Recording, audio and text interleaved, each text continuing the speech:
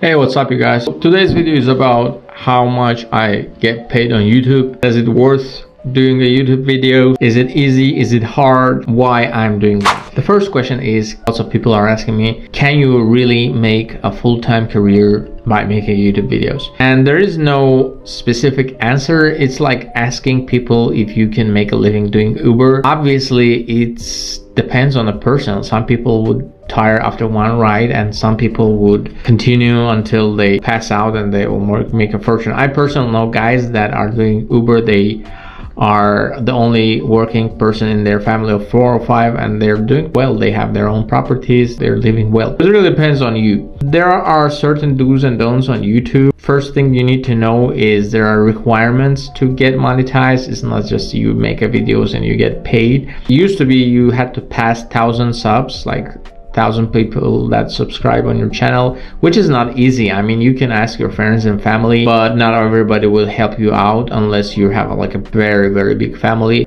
Most of the time it takes like at least 10-20 videos, and they should be interesting, not just wobbling around, but people would subscribe. And you have to do really good social media advertising on Facebook, on Twitter, and other social media. Or you can just start a TikTok channel, because it's just much easier to get TikTok on comparing to YouTube. Or just ask people to follow you on YouTube. Now, it used to be just 1,000 subs, as I said. Now it changed, so you have to have also 4,000 watch hours to get monetized. This is even more harder. Imagine how long are 4,000 hours. This is just crazy. Now, after you get those points reached, you get to get monetized. There are certain criteria that you have to be screened by YouTube. And after that, they pretty much send you an email saying, hey, you got monetized. After you get monetized, you start to make money. You don't really make crazy money. I will share my screenshot. I made like tons of YouTube videos. I made like probably like 50 or 100, and it's really time consuming because you have to you cannot just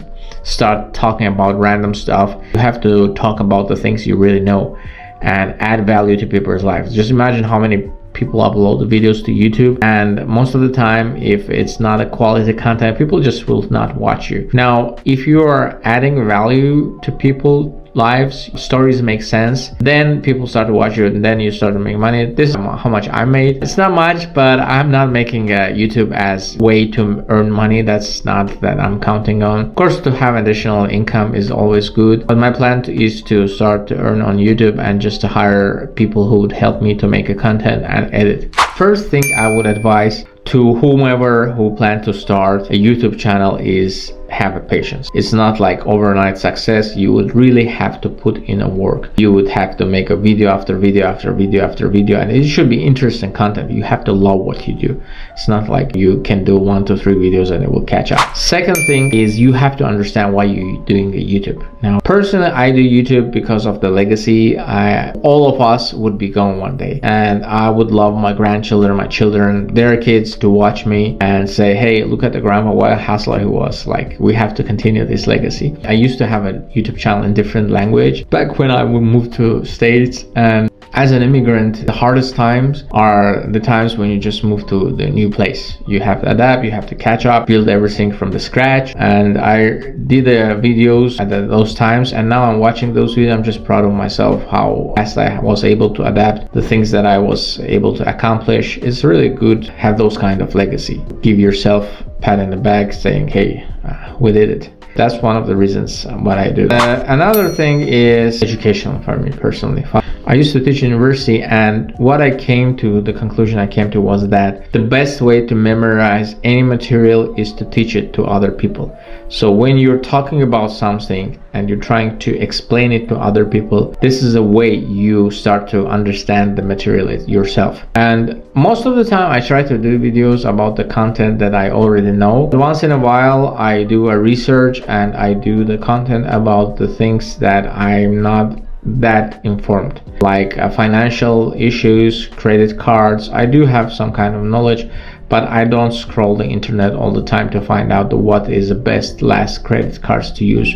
However, that appears to be one of the most searched contents, and that actually is one of the best paid content. So why not to do the videos, and why not to do the research? And when doing those kind of research, you find the things that could be useful in your personal life, like how to use the mileage. I personally traveled first class recently overseas because I was able to gain those mileages. And if there would not be a YouTube video that I made, by the way, if you want to find that video, it's on my channel, I would probably never would be able to do that. And out of pocket, it would probably cost me somewhere $3,000, maybe $4,000. My final thoughts are that YouTube will eventually replace Netflix and television.